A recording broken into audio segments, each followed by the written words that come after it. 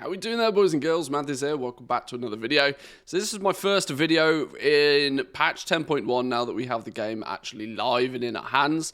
I've had all of yesterday to play with it, and so far I'm having an absolute blast. This is going to be a far more chill, more relaxed, more me talking to you kind of video, simply for the fact that I like producing the high quality, nicely edited ones, but I'm super keen to just get back to playing the game.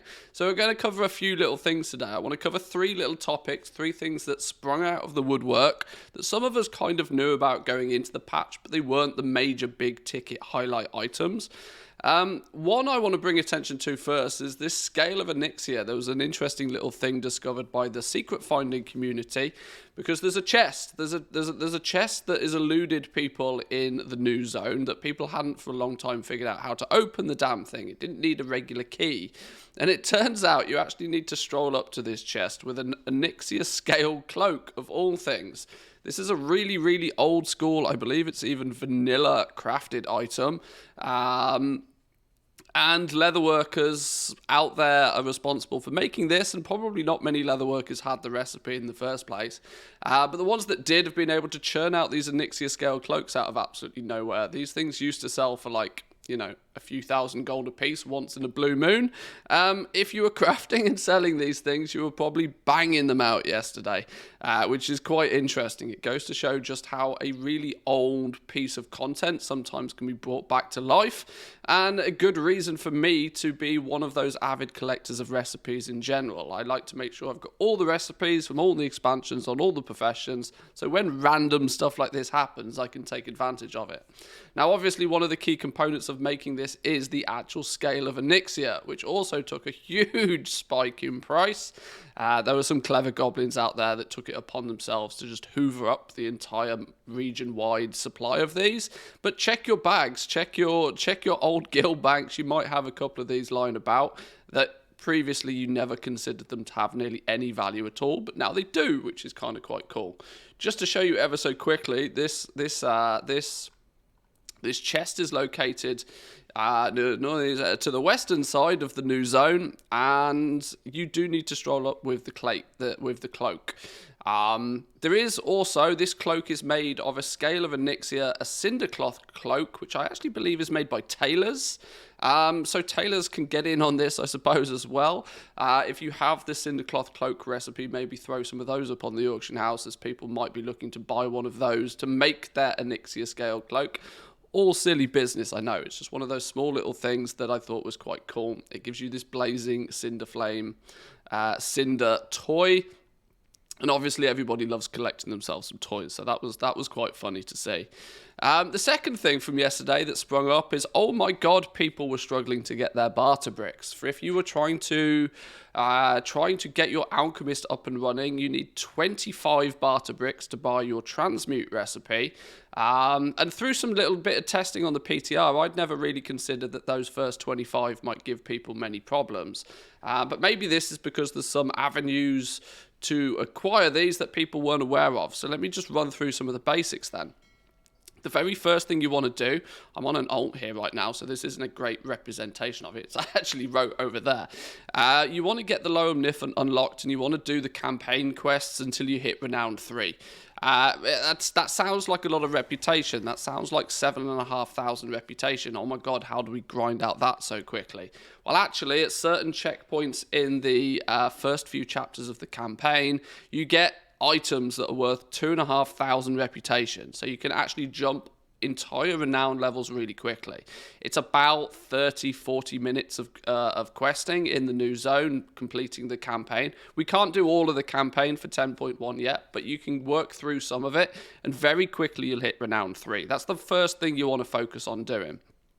Because until you're Renown 3, you don't unlock the bartering system. But once you have unlocked it, and if you've done this on your first character, you can come back and do this on alts nearly instantly, is what you'll actually do is you'll unlock a little fella down here in our favourite little location next to the crafting order section, Kyan, the ambassador of craft. This is a new NPC that's turned up. But what this fella's going to offer you is 2 additional quests to your regular weekly sort of profession quests. And these are going to rotate on a weekly basis. So this will be the topic of a video in the upcoming future. But there's two quests that you can pick up from here, and both of them provide you with 5 barter bricks. These quests are to hand in stuff, so there's some gold making opportunities here as well. There's been a few people out there that have been making huge amounts of Uses hearty stews and grand banquets using their cooking, as these are required in large quantities to hand in to get these barter bricks. I believe it's 40 of Uses hearty stews and 5 of the banquets. Now, of course, the gold making opportunity here is to be crafting and selling those on the auction house. The likelihood is once again, this is the early bird catches the worm situation here, that many players out there have already noticed that, oh, hang on, these materials have gone up in value. And a lot of the market prices for the materials that go into making these has increased. But, you know, it's something to be aware of maybe for next time. These are going to rotate on a weekly basis. Next reset, there'll be 2 different quests with 2 different hand-ins.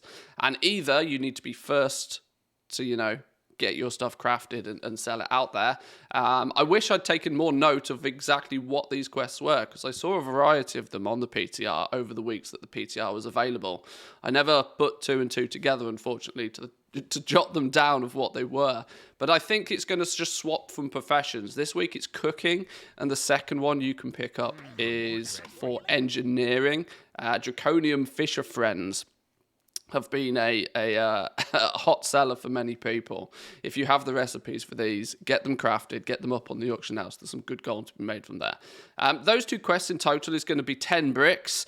There's a quest called Bartering 101, once you have reached Renowned 3, that is given by Ponzo. Ponzo is the main trader in the new zone. Now, there is some prerequisites you need to do and some weird shenanigans. If you've reached Renowned 3 and you go to Ponzo and he isn't offering you the quest, my recommendation is to get your ass back to Valdrakken. This is weird, I know, but it seems to be the fix. Go back to Valdrakken, a little snail will wiggle up next to you and give you another quest, which is a breadcrumb quest. That breadcrumb quest tells you to go and speak to Ponzo. Then you go back to the new zone, go speak to Ponzo, hand that quest in, and then you get Bartering 101, which is a quest that gives you another 10 bricks. So there's 20 bricks straight away. You can get 20 bricks almost by default very easily. Now you're left with just 5. Where are you going to get those last 5 bricks from? Well, the digs that you're able to do in the new zone, you should be able to do 2, potentially 3 digs if you've worked through the campaign. There is a period in the campaign, I believe, that it gives you an extra map, so you can do a 3rd dig in that 1 week. Those digs have a chance, the treasure from those have a chance to give you barter bricks. I was lucky on a couple of my characters to actually get 4 barter bricks from one of those treasures. And if you've exhausted all of those one-time barter brick resources, you're pretty much left with hunting down treasures in the new zone. That's going to be the slowest and the most steady way of getting them overall. Some people had more luck with this than others, but like I said, if you are sort of stuck on 23 or 24 bricks, then hopefully there's some information there to help you get a little bit further on.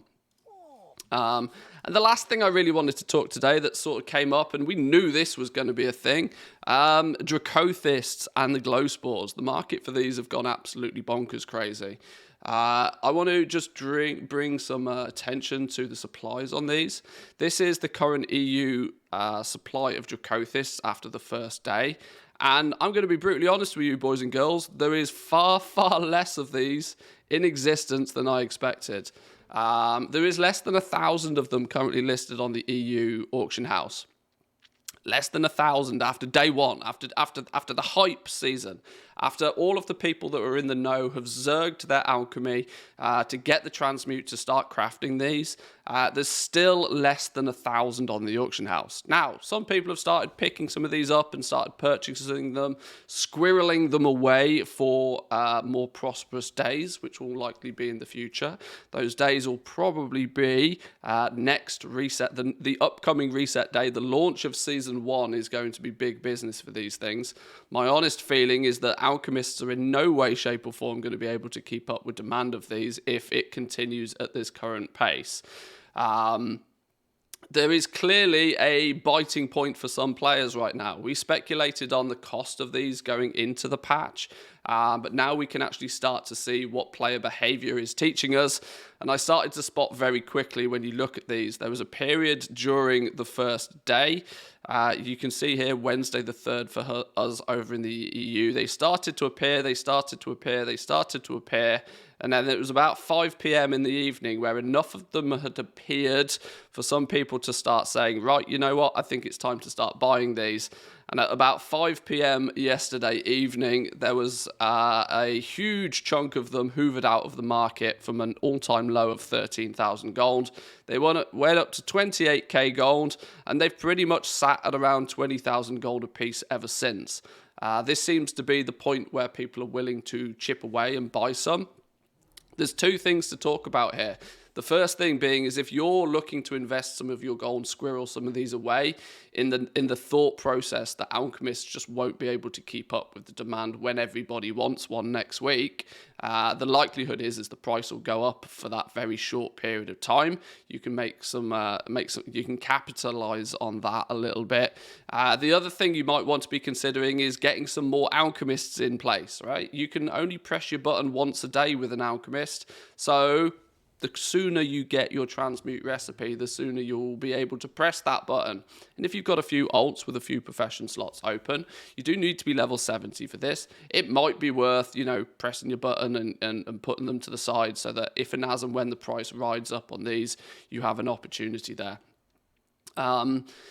Based upon the fact that you need 2 for every single piece of mythic crafted gear, and some of the big guys out there are some survival guides for raiders floating around the internet. One of the more popular ones that's been covered by a few content creators is this one, Larea's Raider Survival Guide.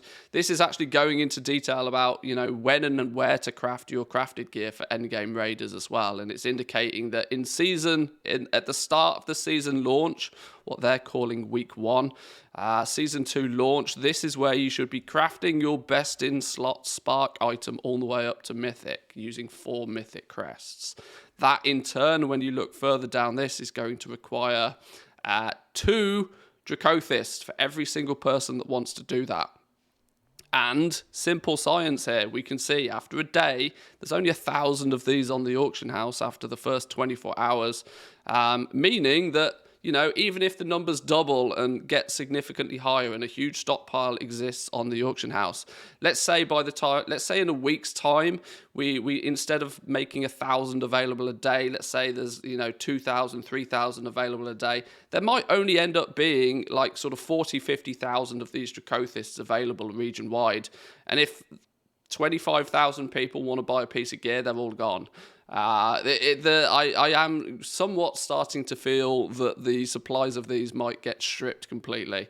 I need to be very cautious with how I talk about Dracothysts for the reason that I have already bought a whole bunch of these myself. I am confident in saying that the price of these is probably going to go up because there's no reason it wouldn't do, right? You need 2 of these, even at 20,000 gold apiece, that's 40,000 gold for a crafted mythic on day 1. Seems remarkably cheap for me, and I also feel that the scarcity of alchemists being only able to produce 1 a day is interesting, but I don't want to feel as if I'm influencing people's buying decisions here. Please, please, please, this is not solid financial advice.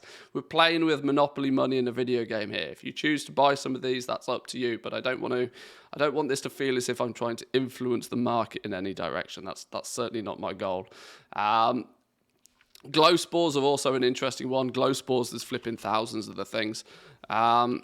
What I would say about glow spores very quickly is that whilst it appears that there's a huge amount of them after day 1, equally remember here that there looks like a lot of them But every single alchemist needs 300 of these every single time they want to press their button, right?